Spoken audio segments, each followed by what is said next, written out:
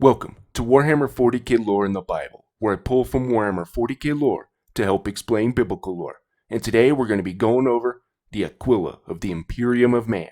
Also, in the second book of Esdras, the three-headed eagle vision. Today is going to be a very interesting video. And before we get into that, take the wikis with a grain of salt, as there's a lot of stuff that isn't canon anymore in these, so like I said, take it with a grain of salt.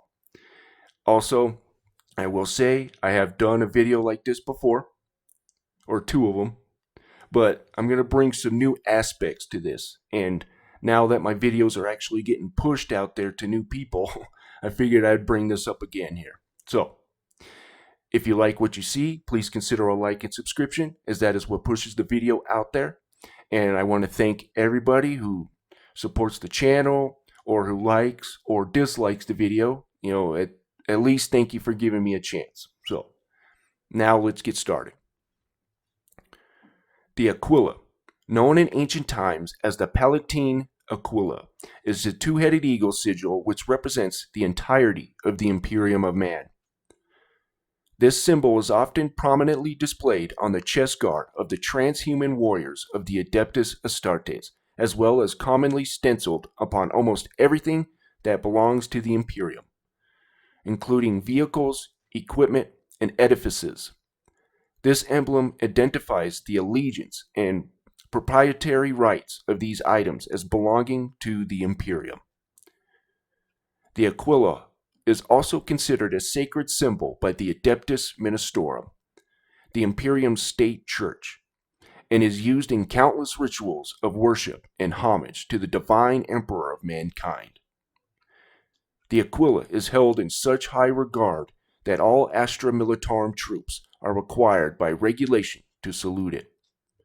Failure to do so results in the offending Imperial Guardsmen having their left cheek branded and a subsequent court-martial. Gotta love the Imperium of Man. Alright, so we're going to move on to the biblical side of things here. So this is 2nd Esdras. This was in the 1611 King James Bible. And also it does agree a lot with the Bible, and we're going to see here. So anyways, so we're starting with verse 1.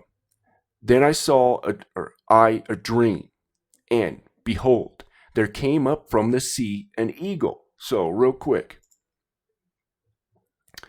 Revelation 13:1. And I stood upon the sand of the sea, and I saw a beast rise up out of the sea, having 7 heads and 10 horns, and upon his horns 10 crowns, and upon his heads the name of blasphemy. Okay. So, if you see here, both of these entities are coming up out of the sea. I think both of these are representations of, Satan's kingdom. So, anyways. So, and I saw a dream, behold, there came up out of the sea an eagle, which had 12 feathered wings and 3 heads. And I saw, and behold, she spread her wings over the earth. So now, this is interesting here, okay?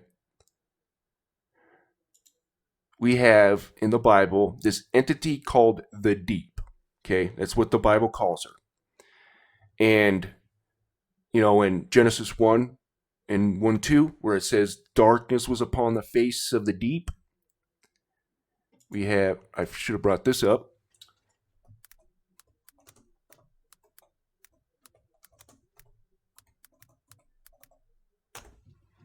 So, we have Hela. And what does it say? And darkness was upon the face of the deep, right? Well, you see here, half her face is darkened every time you see her. Right here. Interesting, isn't it? So the deep has a face, right? Okay. That's not the one I want to bring up. Right here. So, this is Ezekiel 31:4. Now, we have the Assyrian, right, the destroyer, who I think is one of these 3 heads on this eagle. But we see this deep is setting him up on high, giving him power of some kind. So this is interesting. The waters made him great. The deep set him up on high with her rivers running around his plants. And if you know in Norse mythology, Niflheim, where Hela rules, there's a well there which many rivers flow. So, interesting. That may be where the fountain of youth comes from. Okay. So she spread her wings over all the earth, and all the winds of the air blew on her, and were gathered together. So it says all over the world, right? So we have this, the double-headed eagle, right? But there's this crown here.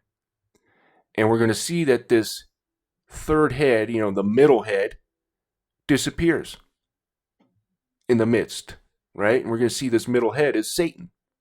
And if you saw last week, I said, Jesus literally says, now is the judgment of this world. Now shall the prince of this world be cast out, right? So very interesting. We're going to see that here in a second. So, and I beheld, out of her feathers there grew other contrary feathers, and they became little feathers and small. But her heads were at rest. The head in the midst, ready, was greater than the other, yet rested it with the residue. Moreover, I beheld, and lo, the eagle flew with her feathers, and reigned upon the earth, and over them that dwelt therein. And I saw all the things under heaven that were subject unto her, and no man spake against her. No, not one creature upon the earth. So we have, real quick, let me go here, exit out of that. No, I wanted to do, okay.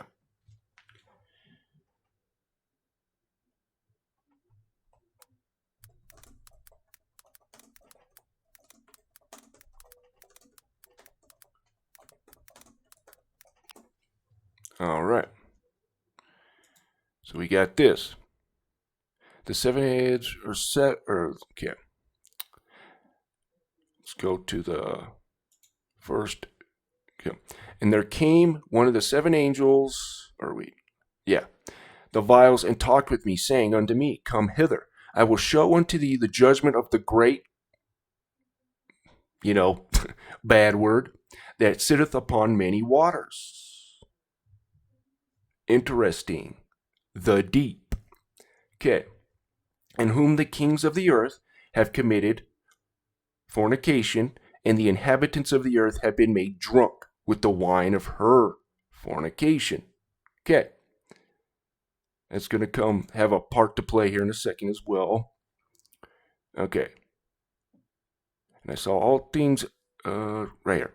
Moreover, I beheld, and lo, the eagle flew with their feathers, and reigned upon the earth, and over them that dwelt therein. And I saw that all things under heaven were subject unto her. Interesting. And no man spake against her, no, not one creature upon the earth. And I beheld, and lo, the eagle rose up upon her talons, and spake to her feathers, saying, Watch not all at once, sleep every one in his own place, and watch by course. Pay attention to this part. But let the heads be preserved for the last. Okay, right? So we have, right here, Revelation 9:11. Of course, this is the Assyrian, or the destroyer, right, in my opinion. Revelation 9:11.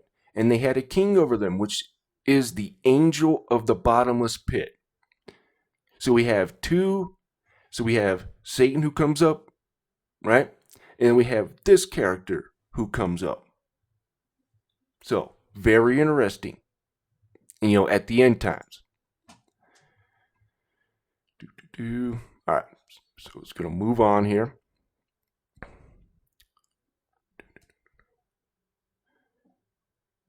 Let me find it. Remain though themselves to reign. Okay, and when they so thought, behold, there awakened one of the heads that were at rest. Namely, it was in the midst, for it was greater than the two other heads. Okay, so I think anyways, never mind. And then I saw that the two other heads were joined with it, so that head in the middle is Satan. And behold, the head was turned with them that were with it, and it did eat up the two feathers under the wing that would have reigned. So we know with the ruinous powers of chaos, right? The chaos gods and all that. They're always fighting each other. It's the same thing here. Okay. And it did eat up the two other feathers. Okay, but this head put the whole earth in fear and bear rule in it over all those that dwell upon the earth with much oppression. Okay, so we know it says that Satan is the prince of this world, right? Okay. Fear, bear rule over it, those in much oppression. And it had the governance of the world more than all the wings that had been. And after this I beheld, and lo, the head that was in the midst suddenly appeared no more, like as the wings. But there remained the two heads, which also in like sort ruled upon the earth, over those that dwelt therein. Pay attention to this part. This part might be very interesting right here, okay? And I beheld, and lo, the head upon the right side devoured it that was upon the left side. Very interesting with the times that we're in right now. Okay. Then I heard a voice which said unto me, Look before thee, and consider the thing that thou seest. And I behold, and lo, there was a roaring lion chased out of the wood. And I saw, so we have the middle head disappearing, right? And now we got this lion who's about to talk to this eagle. So a roaring lion chased out the wood, and I saw that he sent out a man's voice into the eagle. I wonder who this lion's with the man's voice is. And said, Hear thou, I will talk with thee, and the highest shall say unto thee, Art not thou it that remainest of the four beasts, whom I made to reign in my world, that the end of their times might come through them? And the fourth came and overcame all the beasts that were the past, and had power over the world with great fearfulness, and over the whole compass of the earth, with much wicked oppression. And so long time dwelt he upon the earth with deceit. For the earth, so when Satan, right, was cast, when Jesus says, now is the judgment of this world, now shall the prince of this world be cast out. And it says in Revelation that Satan will be cast out so he can't deceive the earth anymore, right? That he doesn't have the sway that he did, right? Because, that one verse I brought last week where it talks about you can't enter into a strong man's house until you bind the strong man, right? Okay, anyways. For the earth hast thou not judged with truth, for thou hast afflicted the meek, thou hast hurt the peaceable, thou hast loved liars. That is true, isn't it? And destroyed the dwellings of them that brought forth fruit, and hath cast down the walls of such as did thee no harm. Therefore is thy wrongful dealing come upon to the highest, and thy pride unto the mighty. The highest also looked upon the proud times, and behold, they are ended, and his abominations are fulfilled. And therefore appear no more, thou eagle, nor thy horrible wings, nor thy wicked feathers, nor thy malicious heads, nor thy hurtful claws, nor all thy vain body, that all the earth may be refreshed and may return, being delivered from thy violence, and that she may hope for the judgment and mercy of him that made her. The deep. Okay. Now, the deep, I will say, is Tiamat, Gaia, Hela, these, basically she's a Leviathan. Or you know what, I will bring that up here.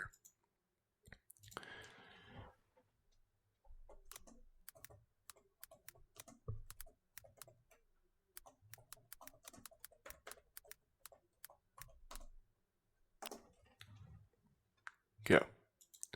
So it's about Behemoth and Leviathan. These are like primordial monsters, you can say.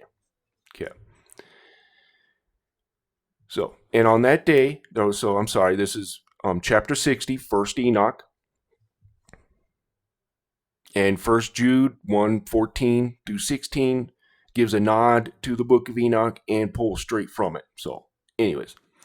And on that day were two monsters parted, a female monster named Leviathan, to dwell in the abysses of the earth, the abysses of the ocean over the fountains of the waters.